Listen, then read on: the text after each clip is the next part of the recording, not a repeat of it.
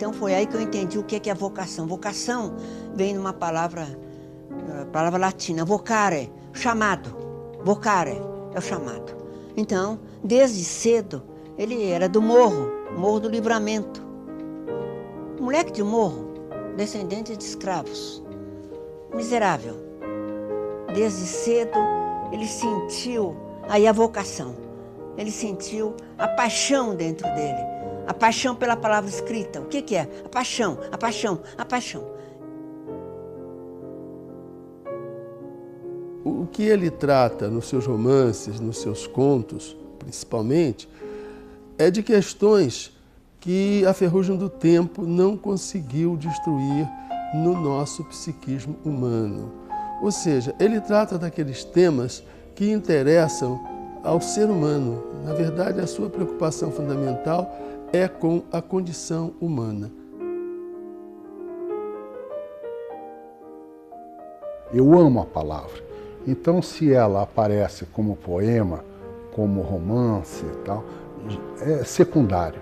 É esse vínculo com a palavra. Isso o Machado tem. A palavra na prosa, na poesia, nos ensaios dele, esse cuidado que ele tem com cada palavra.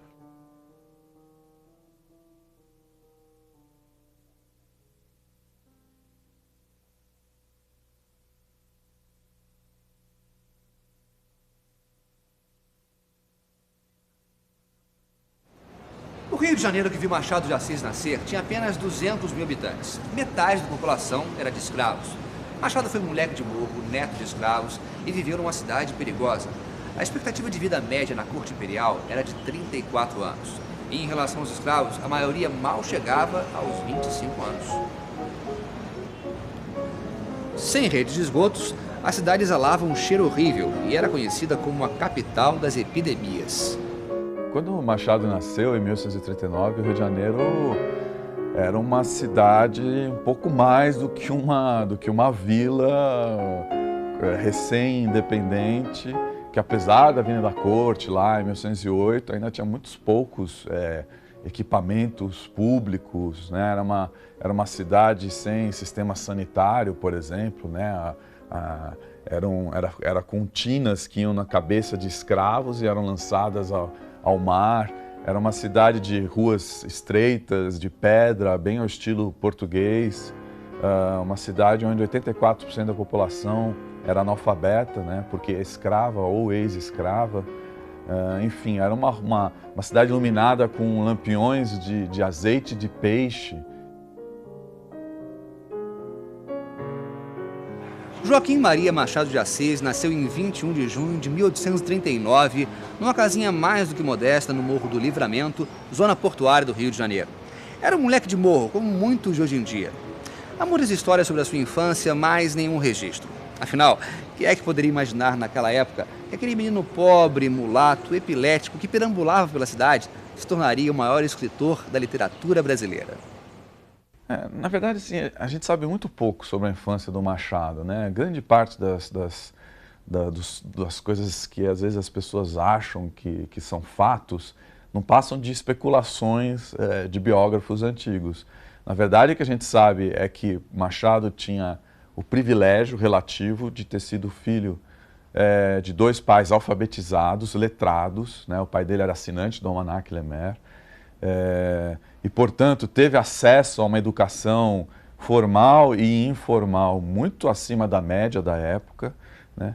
E que aos 6 anos ele perdeu uma irmã, mas mais importante, aos 10 perdeu a mãe. Ele fazia serviços de rua, como vendedor de balas, engraxate, aí as histórias são muitas, até ajudante de padaria talvez ele tenha sido, né? E esse era a fascinação dele, esse Rio de Janeiro que começava a crescer. E Machado provavelmente tinha um acesso muito grande à casa dos donos, dos proprietários da chácara. E ali provavelmente recebeu um reforço à sua formação escolar muito grande. E tanto é que ela foi madrinha de batismo dele, enfim.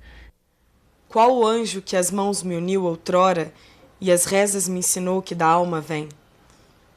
E a imagem me mostrou que o mundo adora e ensinou a adorá-la. Minha mãe. Não devemos nós crer num puro riso desse anjo gentil do paraíso que chama-se uma mãe? Um dos poucos registros biográficos que Machado de Assis deixa na sua obra são os poemas que ele fez de saudade, né? Falando da saudade que ele sentia da mãe, e um poema, Um Anjo, que ele fez para a irmã morta, né? Com dedicatória explícita. Esse invólucro mundano, trocaste por outro véu. Deste negro pego insano, não sofreste o menor dano, que a tua alma era do céu. Foste a rosa desfolhada na urna da eternidade, para sorrir mais animada, mais bela, mais perfumada, lá na etérea imensidade.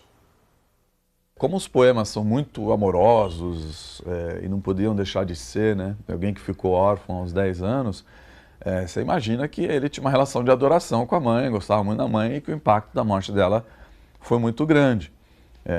Assim como o da irmã também, ele tinha 6 anos, era mais novo, mas ele também fez poemas mais tarde em homenagem à irmã. E há pessoas, novamente, que especulam que Machado saiu aos 15 anos de casa porque não teria uma relação muito boa com a madrasta, e até porque a madrasta depois não aparece muito na vida do Machado. Isso também é uma especulação, não dá para saber, porque naquela época alguém com 15 anos ir fazer sua vida no centro da cidade, ainda mais alguém com o talento e com a ambição do Machado, era extremamente comum. Alguns colegas meus, alguns escritores, falam que tem pessoas que estão condenadas a ler.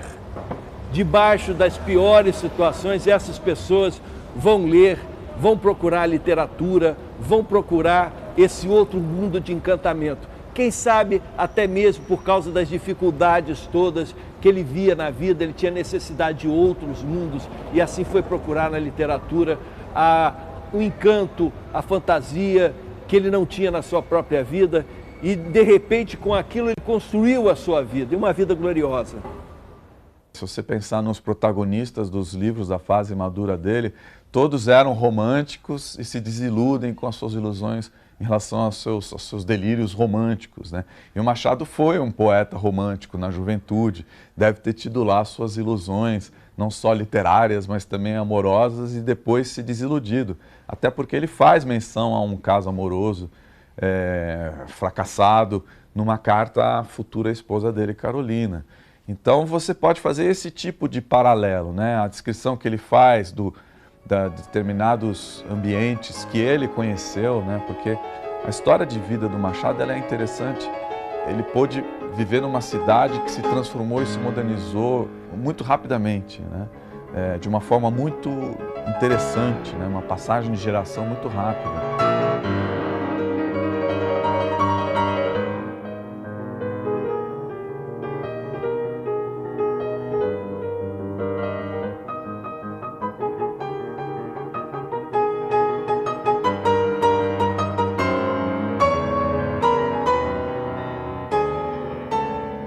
No ano de 1854, o Rio de Janeiro torna-se uma cidade iluminada. As ruas antigas e perigosas da corte do Segundo Império ganham iluminação a gás. A essa altura, com 16 anos de idade, o jovem Joaquim Maria era um dos muitos anônimos exploradores do centro da cidade e usufruía tudo o que ela podia oferecer. Livrarias, cafés, teatros, enfim, a vida boêmia do seu tempo.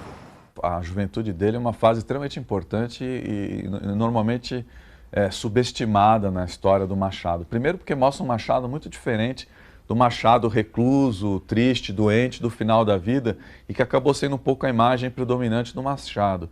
O Machado na juventude era um cara de uma vida extremamente ativa, socialmente, culturalmente,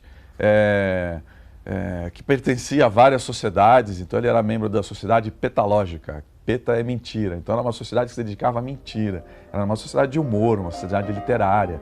Ele seria diretor do Clube Beethoven, que era um clube dedicado à música. Ele vivia na ópera, entre atrizes e cantoras, fazia adaptações de teatro, vivia no meio do teatro, né? Então ele era um homem que tinha uma vida cultural muito ativa no Rio de Janeiro, da corte daquele período, né? Machado buscou a vida inteira uma certa compostura, buscou a vida inteira respeito, ganhar admiração. Ele tinha isso. Agora, daí, como já se fala, mas ele na juventude dele foi um boêmio, foi um piadista, era uma pessoa muito expansiva.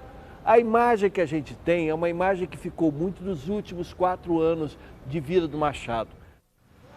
Conta-se de que certo dia, o chefe da gráfica da Tipografia Nacional foi se queixar ao diretor Maneco Almeida de um jovem aprendiz recentemente contratado que com frequência era pego matando o trabalho, escondido em algum canto e, pasmem, lendo um livro. O chefe da gráfica pediu a demissão do rapaz. Ele também teve ali uma sucessão de apadrinhamentos literários. Então, já na imprensa nacional, com 16 para 17 anos, ele vai conhecer Manuel Antônio de Almeida, o autor do Memórias de um Sargento de Milícias, que é o primeiro grande romance urbano brasileiro. E Almeida se toma de admiração ali por aquele jovem rapaz. Mais tarde, Machado vai conhecer o José de Alencar, que era o seu grande ídolo de juventude. A juventude de Machado de Assis foi passada justamente nesse Rio de Janeiro, que começava a ganhar uma vida cultural. Os teatros, os grandes centros de discussão, começava a surgir uma vida noturna nas livrarias, nos potes onde se reuniam os intelectuais e tal. E eram muito na moda, estava muito na moda, é o teatro, e esse é o teatro todos os dias. E as atrizes do teatro lírico, principalmente, eram as musas dos poetas, dos intelectuais. Houve pelo menos 2 que foram grandes paixões de Machado de Assis. Uma delas foi a famosa Candiani, uma italiana, 20 anos mais velha que ele, cobiçada por todos os poetas. A quantidade de poemas que aqui se fez em louvor da beleza da Candiani, da voz da Candiani, e quem levou foi Machado. O poeta tem que ser lacrimejante, falar do amor, da musa. O João Cabral de Melo Neto, que era um poeta racional, o Machado também é racional, ele dizia: não poetizes o seu poema.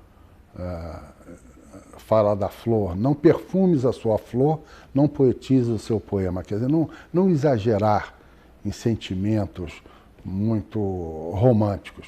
Satã teve um dia a ideia de casar. Ora,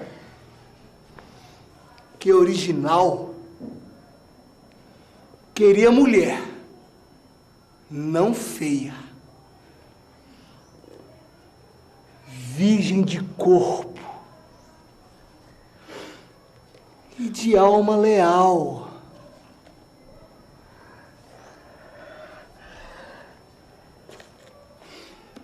Toma um conselho de amigo. Não se casas, Beuzebu, porque a mulher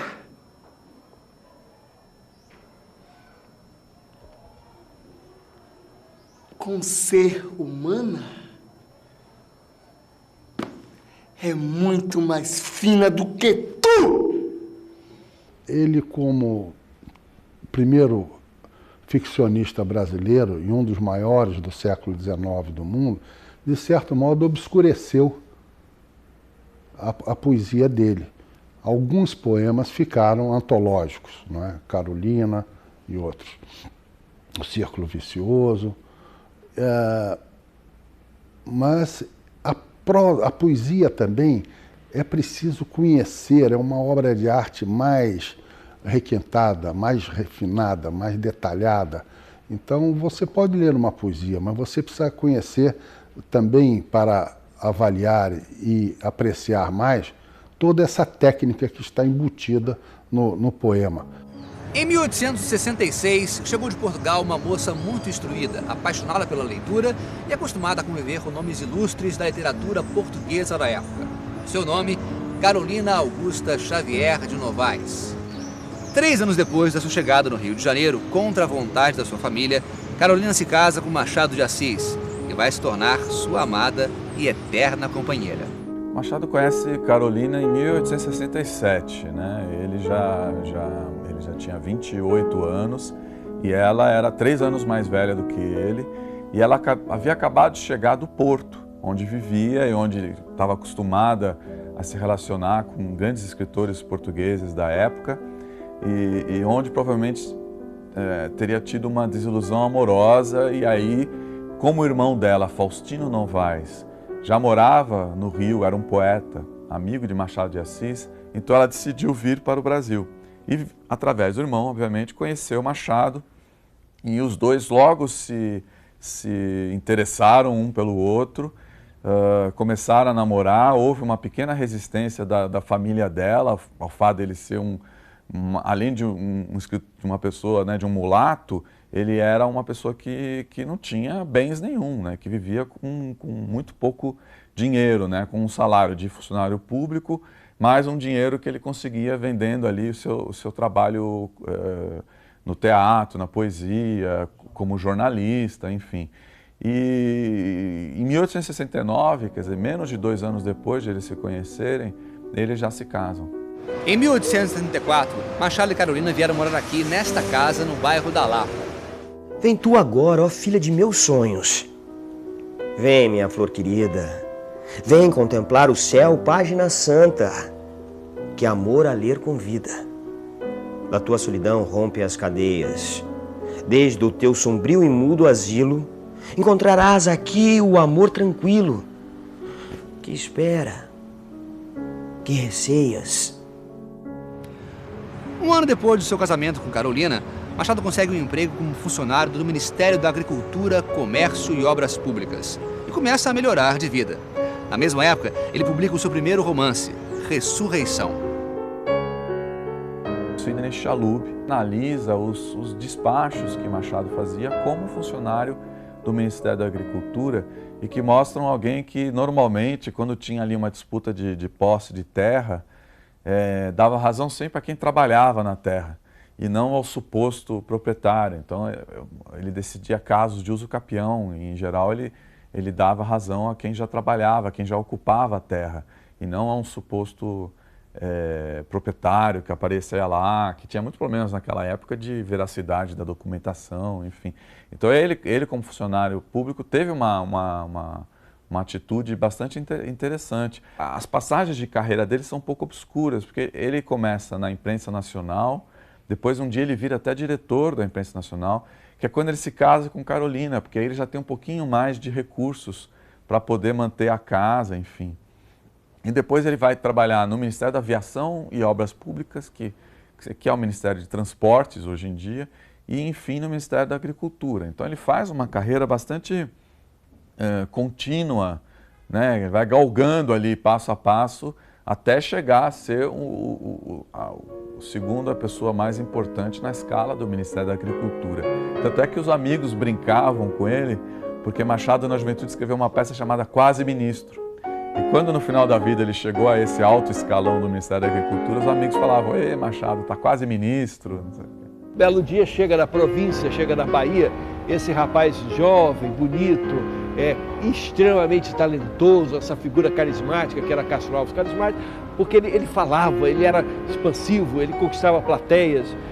E Castro Alves chega e mostra os seus versos para José de Alencar, pedindo uma apresentação à corte, pedindo um espaço, uma entrada, né, para se apresentar como poeta aos intelectuais, aos escritores. E o José de Alencar, num ato até de reconhecimento à importância de Machado, disse: não, tem uma pessoa muito melhor, a melhor e a única pessoa que pode fazer isso bem, te apresentar porque você merece, é Machado de Assis. Machado de Assis teve em sua juventude grandes paixões. Uma das mais duradouras foi pelo teatro. Foi crítico teatral e chegou a ser membro do Conservatório Dramático Brasileiro. E dos 21 até os 67 anos de idade, ele escreveu peças, principalmente comédias. Doutor Simão Bacamarte, eu só quero um pouco de atenção! Eu não sou louco! Só um pouquinho de atenção, doutor Simão Bacamarte. E a gente foi descobrindo no próprio texto do Machado, quer dizer, coisas, questões lá dentro que já estavam, que permanecem até hoje, né? Essa própria questão do conceito da loucura mesmo, né? Quem é um maluco, na verdade, né? Será que eu não gosto de funk, tá entendendo? E 800 pessoas gostam de funk, quer dizer, será que o maluco são eles que gostam de funk ou sou eu que não gosto de funk? Né? Isso, o alienista, ele tá mexendo o tempo todo com essa coisa, né?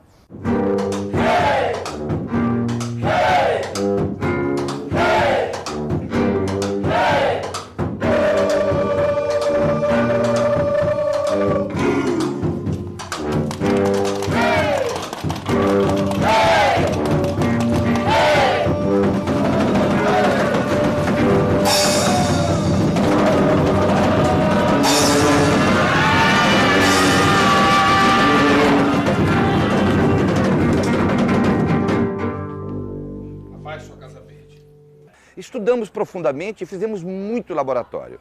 Tinha hora que realmente aqui o Nós do Morro, esse espaço todo virava um hospício maravilhoso, entendeu? A gente teve essa liberdade de criar, de experimentar tudo que a gente quis experimentar.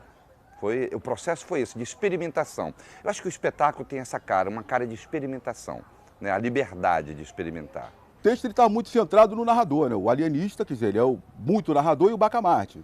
E os outros personagens são periféricos, eles ilustram, mas eles não têm uma participação muito definitiva. E como trazer isso para a cena, né? Transformar isso numa linguagem, né, dramática, né? E aí eu optei por, quer dizer, levantar alguns personagens que, na verdade, no conto eles não são, né, não tem esse realce todo, né? E a gente precisou disso para exatamente substituir essa figura do narrador que o Machado ele coloca com maestria. Quer dizer, a ironia, na verdade, do alienista está toda no discurso do narrador. Eu ouvi o Crispim dizer que o Dr. Bacamarte afirmou que a razão vive à beira do precipício da insanidade. Gente, não tem nenhum inocente preso na Casa Verde, não. As senhoras e o seu Crispim vão me desculpar. Ele vai admirar, por exemplo, o autor de teatro José de Alencar, porque o José de Alencar no teatro ele é um autor realista. Nos romances ele está afiliado ao romantismo, mas na produção cênica, né, nas peças de teatro, ele faz uma produção de caráter realista, voltado para o estudo das questões da sociedade, das relações da sociedade, e com a emoção mais comedida, com as cenas mais plausíveis, menos aventurescas. Uma coisa meio despretensiosa, embora tenha sido importante para o Machado esse mergulho no mundo teatral, as traduções, adaptações que fez, mesmo essas pequenas peças que escreveu, mas Machado jamais seria lembrado como dramaturgo, e você vê que não existe aí em cartaz nenhuma peça montada de Machado de Assis. Quer dizer, eram peças para consumo de um grupo de pessoas, né? Era o que se chama de peça de salão, comédia de salão, teatro do boulevard, quer dizer, peças despretensiosas, que apenas esquematizam, né? São esquetes. Machado sempre quis ser lido, adorava ser lido, que muitos o lessem e com prazer. Por isso ele escrevia de maneira clara. Em suas crônicas, mais do que em qualquer outro gênero, ele buscou a comunicação com o público. Queria cortejar, atrair, conquistar os leitores. Sobre a arte do conto, Machado de Assis assim escreveu: é gênero difícil, a despeito de sua aparente facilidade. E creio que essa aparência lhe faz mal, afastando dele escritores e não lhe dando, penso eu, o público, toda a atenção de que ele é muitas vezes credor. É meu velho costume levantar-me cedo e ir ver as belas rosas e as borboletas que de todas as partes correm a amar o meu jardim. Acho nelas algo das minhas ideias que vão com igual presteza, se não com a mesma graça. Mas deixemo-nos de elogios próprios. Vamos ao que me aconteceu ontem de manhã, quando eu mais perdido estava a mirar uma borboleta e uma ideia. Parado no meu jardim da frente, ouvi uma voz da rua ao pé da grade. Faz favor! Não é preciso mais para fazer fugir uma ideia. A minha escapou. E tive pena. As crônicas eram importantíssimas, são muito importantes, não só na obra do Machado, né, em si mesma, mas também porque Machado, se o Rubem Braga é o príncipe da crônica, o rei foi Machado, né? Ele é o pai da moderna crônica brasileira, muito mais do que outros cronistas da época, como o José de Alencar, o Gonçalves Dias, o Martins Pena. Machado foi o grande fundador da crônica moderna brasileira. E ele exercia na crônica a mesma visão oblíqua e irônica que ele levaria para a ficção depois. E mesmo dentro da ficção dele, há capítulos que você pode praticamente isolar e publicar à parte como se fosse uma crônica. Machado de Assis começa a escrever crônicas, talvez ainda com 17, 18 anos, e vai publicá-las até 1900, né? Então você vê, foi um trabalho de uma vida inteira, muitas delas inéditas, nem todas recolhidas em livro. Ele próprio só recolheu 6, justamente no livro Páginas Recolhidas, e nem todas estão publicadas. Mas foi um trabalho onde para mim, a importância, tem duas questões fundamentais Machado de Assis. Primeiro, que é uma porta de entrada muito boa para quem quer se iniciar na leitura da obra dele.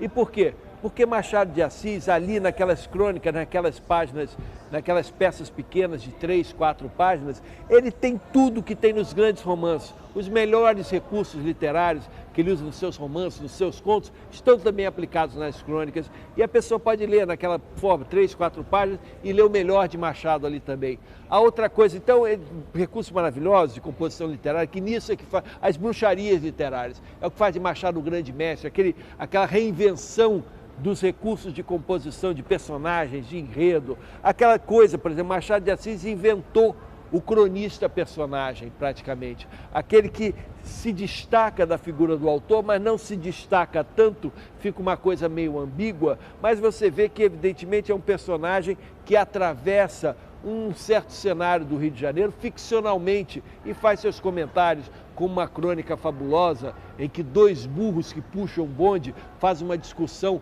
a respeito do progresso, e esse cronista, porque entende a linguagem dos burros, aprendeu de Gulliver, né? A linguagem dos burros, entende os comentários dele sobre a introdução da eletricidade, do bonde elétrico, do progresso, essa coisa toda. Então Machado de Assis, ele reinventa esse lado assim literário que hoje é a crônica moderna. A crônica brasileira tem seu momento crucial, aquela virada assim do simples comentário dos fatos cotidianos para uma peça literária, tem seu momento crucial em Machado de Assis, é a pessoa fundamental dessa virada.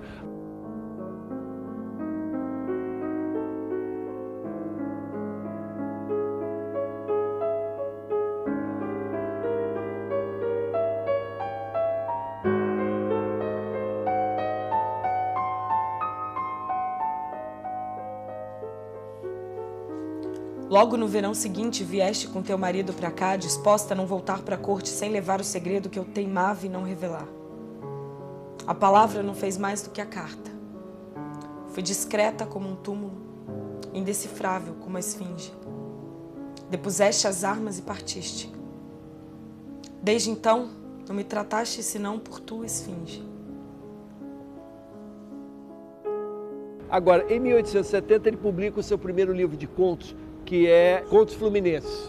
Contos Fluminenses é o primeiro livro de contos, em 1870, e tem esse conto, que não é da tal segunda fase de Machado, que, no entanto, é um conto extremamente interessante, né? É um conto em que, se não é o único, é dos raríssimos contos em que Machado dá a posse da história, a narração, a voz da história, que conta a história, a uma mulher, não apenas uma mulher, mas uma mulher em que descreve um caso de adultério dela, né? Se bem que esse caso é todo sutil, é todo marcado por sutilezas, por mais ou menos, né? Que são coisas típicas de Machado de Assis, né? Então, é quase que o contraponto de Capitu, que está lá na outra ponta 42 anos depois.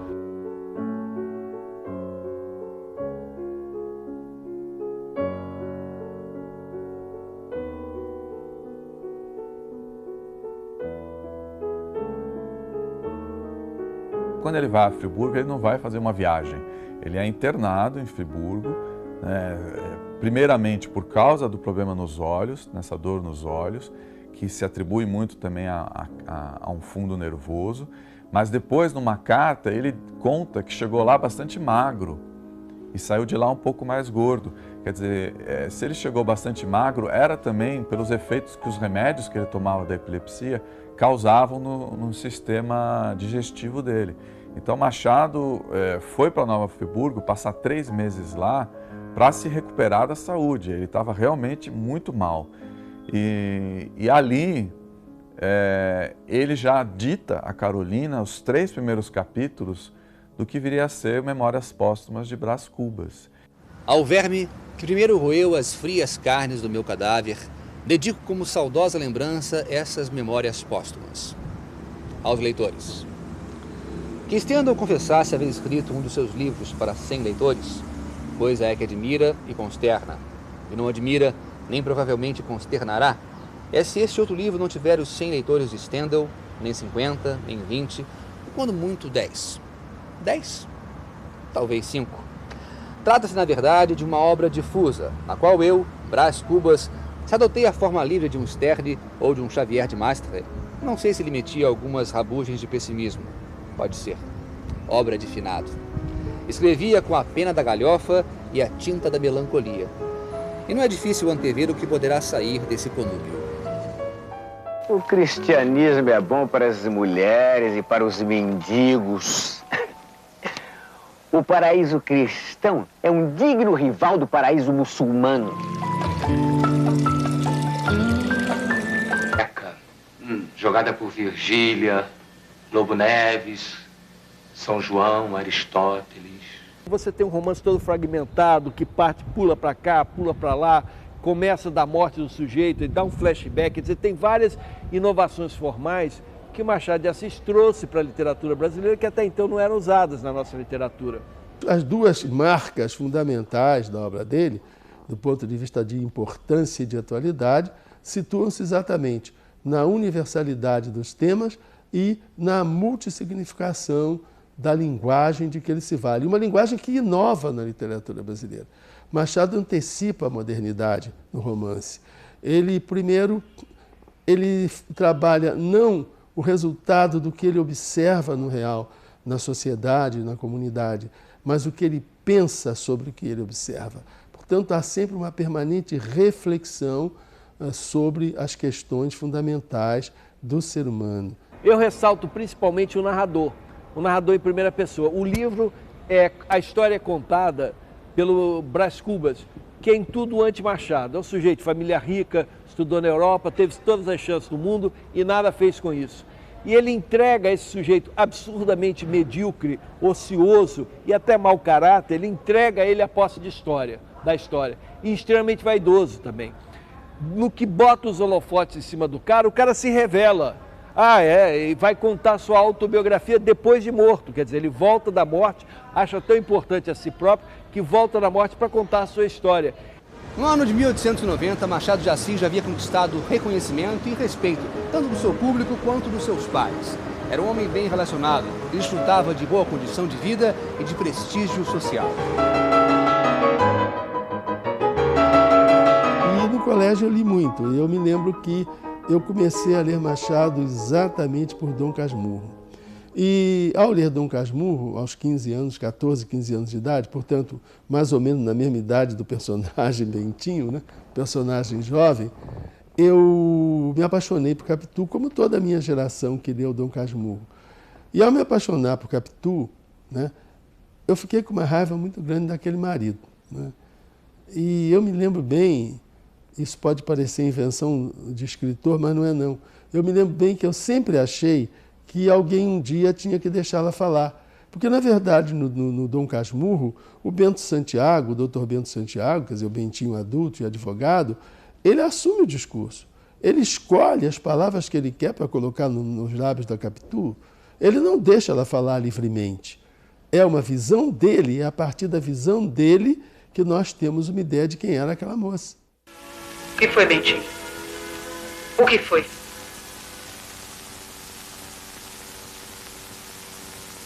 Bentinho, o que aconteceu? Explique. Não há o que explicar. Não há como.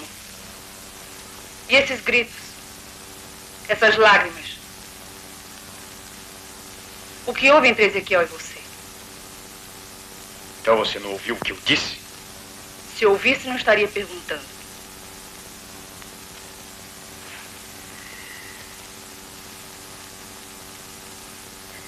Eu disse que Ezequiel não é meu filho. O quê?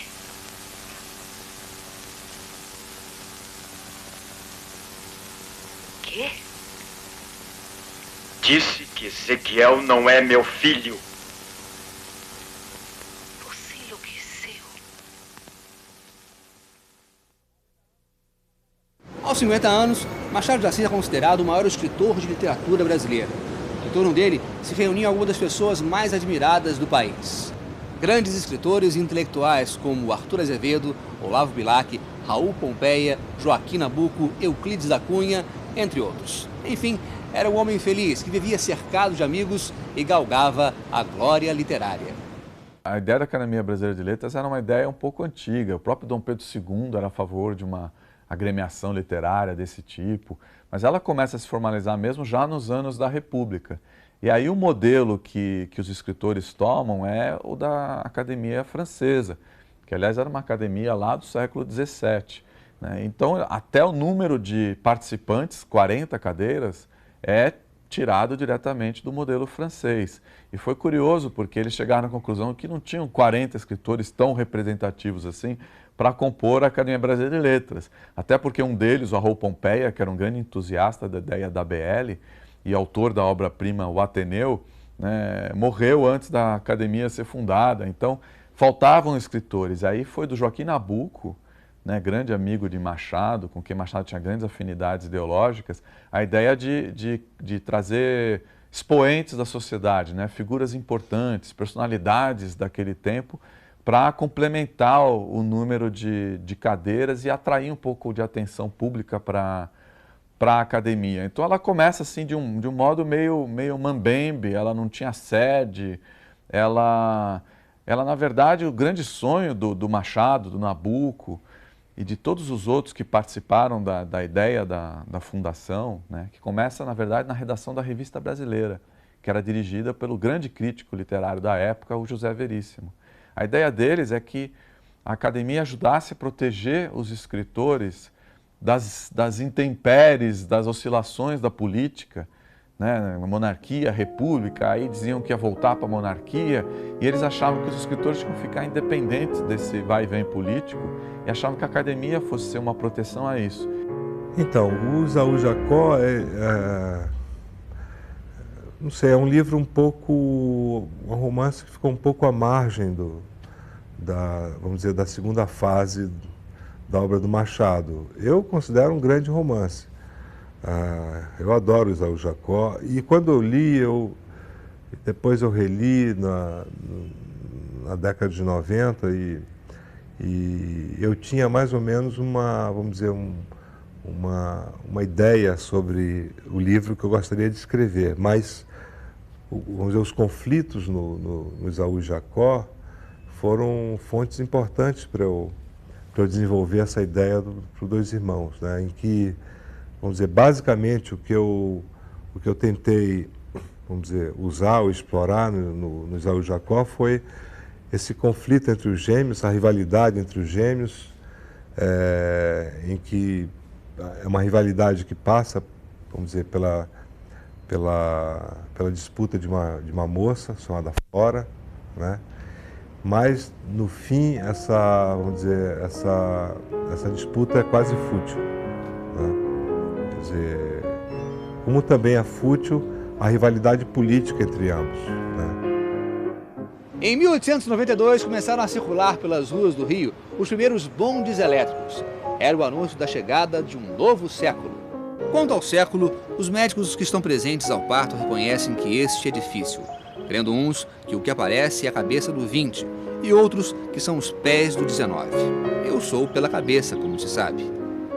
Bom, Machado sofreu um impacto muito grande com todas as transformações que o fim de século lhe aguardavam, né? Na verdade, ele sempre se disse um homem do século XIX, né? E, na verdade, se você pegar as obras do Machado até Dom Casmurro, são obras cuja história normalmente se passa nos anos 50, 60, até o comecinho dos anos 70. Machado escreve pouco sobre os anos posteriores a 1872, por exemplo, né? Ele só vai fazer isso nos seus 2 últimos livros, que justamente falam da passagem da monarquia para a república, em 88 e 89, que são Isaú Jacó e o Memorial de Aires. Então você vê que o mundo do Machado era um mundo que no final dos anos 80, ele já começando a ficar doente, já tendo escrito a maior parte da sua obra, é um mundo que se transforma rapidamente. E Machado era, como eu disse, a favor da abolição, mas ele era um monarquista. E quando vem a República, em 1889, apenas 1 ano e meio depois da abolição, ele, assim como Nabuco, ambos ficam impactados com aquela virada, porque eles esperavam o tal do terceiro reinado, que seria com a Isabel, né? Isabel seria rainha e a monarquia brasileira continuaria, que era o que ambos desejavam. Além disso, havia a febre dos papéis na Bolsa de Valores, Havia toda uma mudança de comportamento, o início, a cabeça ali do século XX, e Machado não entendia aquilo. Prendam esse impostor! Eu tenho direito de me defender dessa impostura? Fato, ele tem direito a uma réplica. O senhor José Ferreira foi meu paciente há muitos anos. Ele sofre da trágica moléstia de assumir várias personalidades falsas, como esta, de médico. A loucura dele é dizer que é médico. E a loucura dele é dizer que eu sou louco.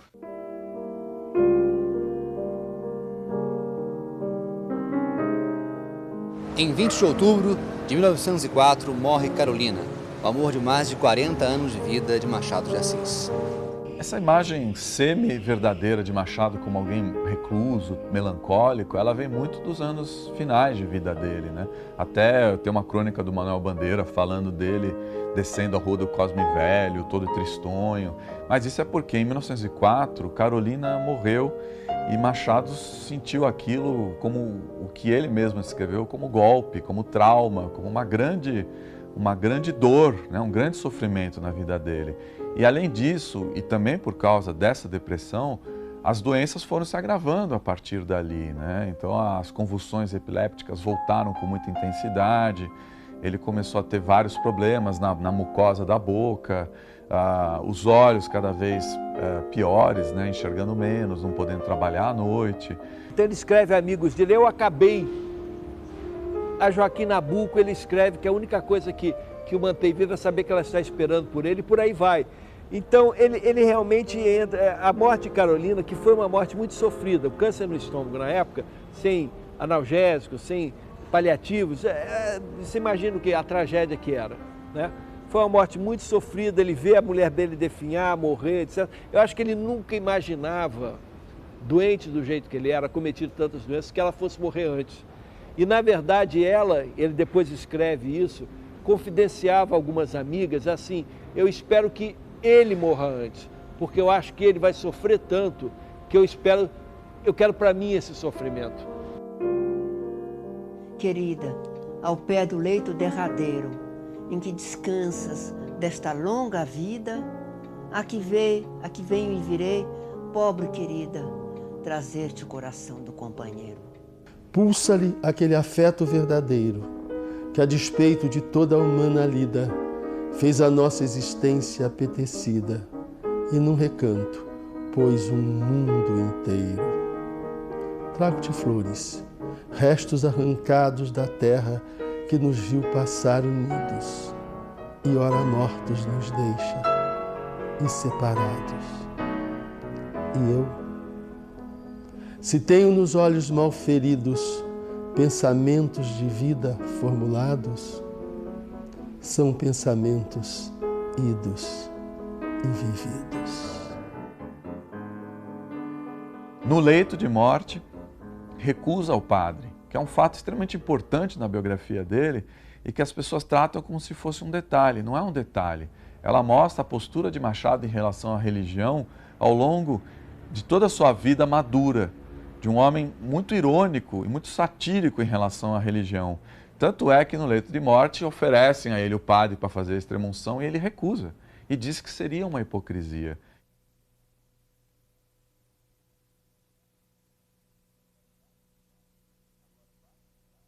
Agora, vale lembrar que além de presidente da Academia Brasileira, chamado de mestre por todo mundo e hiper respeitado por seus pares no final de vida, já desde 1873, mesmo antes de escrever Brás Cubas, Machado era extremamente respeitado. Tanto é que saiu uma publicação na época com a foto de José de Alencar ao lado de Machado de Assis, como o grande escritor da antiga geração e o seu candidato a substituto, que era Machado de Assis, que nos seus primeiros romances é muito influenciado por José de Alencar. Quando ele publica o Brás Cubas, em 1881, ele recebe resenhas extremamente elogiosas e a partir dali ele já é chamado por seus contemporâneos de o maior escritor vivo brasileiro. 100 anos depois da morte de Machado de Assis, qual é o legado do maior escritor brasileiro de todos os tempos? Quem são os seus herdeiros? Quem são os seus leitores? Machado de Assis foi um autor popular na sua época. Hoje a sua obra está em toda parte, na TV, no cinema, nas histórias em quadrinhos, na internet. Nosso gênio imortal continua sendo um sucesso de público. Mas parece que você tem que ser um acadêmico, um doutor, um mestre de literatura brasileira para poder ler Machado de Assis. O que não é verdade. Não se pode confundir a leitura de Machado de Assis com as muitas interpretações, belíssimos estudos, belíssimas pesquisas que são feitas sobre a obra dele. São coisas diferentes. Aquilo ali é feito para um público acadêmico, tem um público restrito. A literatura de Machado não. Eu acho que essa pode alcançar um público muito maior se a gente começar a falar mais em Machado de Assis e ajudar mais as pessoas a vencer as dificuldades naturais para ler um clássico, não apenas Machado. Machado foi revolucionário e como leitor que precisa, que quer, que deseja se iniciar em Machado de Assis, terá que verificar, primeiro, a desestrutura do romance tradicional, a remontagem do romance. Isso que a gente está fazendo hoje, Machado já fez há 150 anos. Chegar para o menino e dizer, você leia tal livro, você vai ler o Dom Casmurro. Não adianta. Tem que haver uma motivação, uma preparação, né? Indireta quase. Então, por exemplo, se eu digo, como disse aqui, que o Dom Casmurro conta a história que começa com dois jovens, um de 14 e uma menina de 14 e outro de 15, que eram vizinhos, que há um namoro entre eles. Se eu trouxer falar do episódio do beijo, se eu falar do encantamento do Bentinho, que é o jovem, pelos olhos dela, eu estou falando uma linguagem que o menino entende e, de repente, ele vai se interessar e vai começar a ler. Se você ainda não leu Machado, você está perdendo um tempo enorme de viajar nos seus sonhos, de ter a sua ideia assim, aberta para a vida, para o mundo, para o sonho. Não marca a toca, não marca a toca. Leia Machado, porque é muito bom. Porque ele faz a gente ser mais inteligente para olhar o Brasil, ser mais sensível para olhar a vida humana, ser mais tolerante para olhar as pessoas, compreender mais que a realidade não é uma, mas são muitas realidades, dependendo do ponto de vista, dependendo da ótica que você leva. Isso tudo, se você quiser também, é o grande benefício que a literatura traz à nossa vida. Mas uma coisa está intimamente ligada à outra. Machado de Assis é o grande literato. A obra de Machado de Assis é inquestionável, básica e fundamental para o país. Eu já não digo nem só na área literária, eu digo como comportamento, como reflexão do comportamento humano. Eu queria ler para vocês então essa crônica de 11 de novembro de 1900, foi a última crônica que Machado de Assis publicou em vida, né? E para mim ela traz, não sei se por que ou como, mas o que Machado de Assis tinha na cabeça quando ela escreveu, mas ela traz uma síntese importantíssima da obra dele no primeiro parágrafo. Assim diz: eu gosto de catar o mínimo e o escondido. Onde ninguém mete o nariz, aí entra o meu, com a curiosidade estreita e aguda que descobre o encoberto. Daí vem que, enquanto o telégrafo nos dava notícias tão graves como a taxa francesa sobre a falta de filhos e o suicídio do chefe de polícia paraguaio, coisas que entram pelos olhos, eu apertei os meus para ver coisas miúdas, coisas que escapam ao maior número, coisas de míopes. A vantagem dos míopes é enxergar onde as grandes vistas não pegam. E aí está Machado de Assis, a sutileza, a visão, a sagacidade, aqui está.